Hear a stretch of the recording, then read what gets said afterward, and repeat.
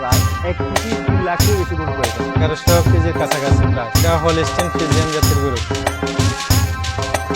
আমরা এটা 10 লক্ষ টাকা দাম চাইতেছি।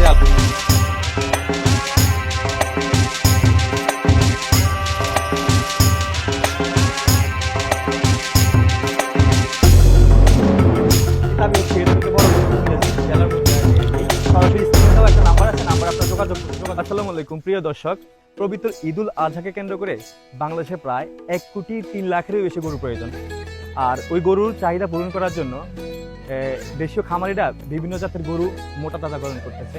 আর তারই ধারাবাহিকতা আমরা আজকে এসেছি কুমিল্লার লালমাই উপজেলার পেরুল উত্তর ইউনিয়নের আব্দুল আজিজ ডেয়ারি ফার্মে। তিনি নাকি এক বিশাল গরু এবার ঈদকে কেন্দ্র করে পালন করেছেন।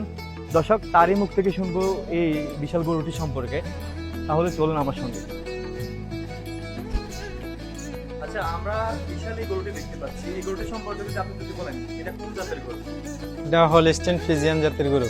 হাইটটা প্রায় 6 ফিট, ওইটা 1100 কেজির কাছাকাছি প্রায়।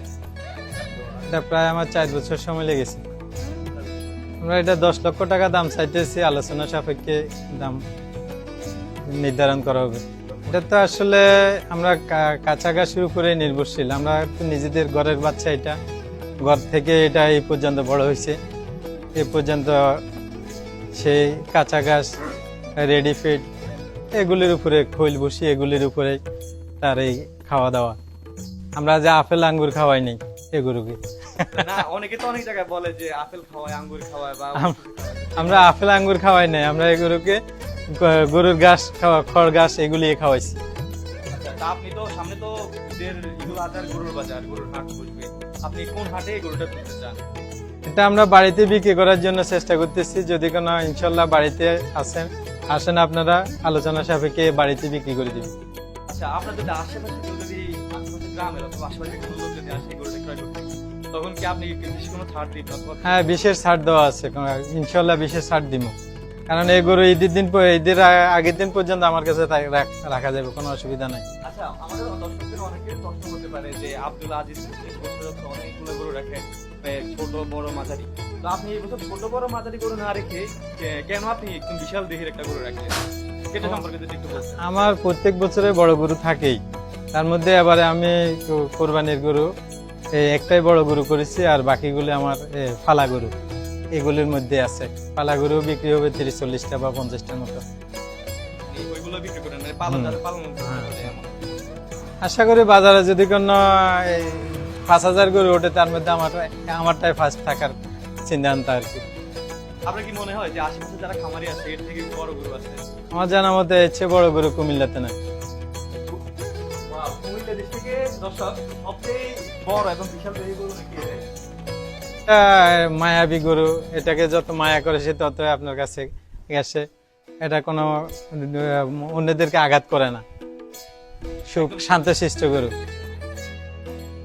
তারাও পালতে পারবে, তবে ধৈর্য ধরন লাগবে কয়েক বছর। কারণ একটা গরু তো 1 বছরে এত বড় হয় না, তার একটা সময় লাগে।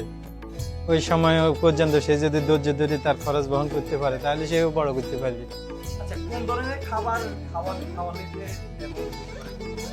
খড় ঘাস গরুর খাওয়ারই যেগুলি, এগুলি স্বাভাবিক। খড় ঘাস, খল্লি ভুসি, এইগুলি বললাম। খামারি, একজন খামারি কোনোদিন অসৎ উপায় অবলম্বন করে না। একজন খামারি যারা আছে, তারা প্রকৃত ব্যবসায়ী, যারা খামার ব্যবসা করে, তারা কোনোদিন অসৎ উপায় অবলম্বন করে না আমার জানা মতে। কারণ সে এই গরুটা দীর্ঘদিন ধরে পালার উদ্দেশ্যে সে এটা লালন পালন করে। যে আমি কালকে বিক্রি করে দিব এমন নয়, আমার এই গরুটা বছরের পর বছর আমার কাছে থাকবে। তাই এটার মধ্যে কোনো অসৎ উপায় অবলম্বন করার কোনো যুক্তি আসে না। দর্শক, এই বিশাল দেহে গরুটি নাকি কুমিল্লা জেলার মধ্যে সর্ববৃহৎ গরু। এর থেকে নাকি বড় গরু কুমিল্লা, মানে খামারি দাবি হচ্ছে এর থেকে বড় গরু কুমিল্লা জেলার মধ্যে আর নেই আর কি। তো দর্শক, সেটার দাম 10 লক্ষ টাকা ধরা হয়েছে, ওজনে প্রায় 1000 বা 1100 কেজির মতো হতে পারে। দর্শক, আপনারা যদি এই গরুটি নিতে যদি চান, সরাসরি স্ক্রিনে দেওয়া একটা নাম্বার আছে, নাম্বার আপনারা যোগাযোগ করতে পারেন আব্দুল আজিজের সঙ্গে।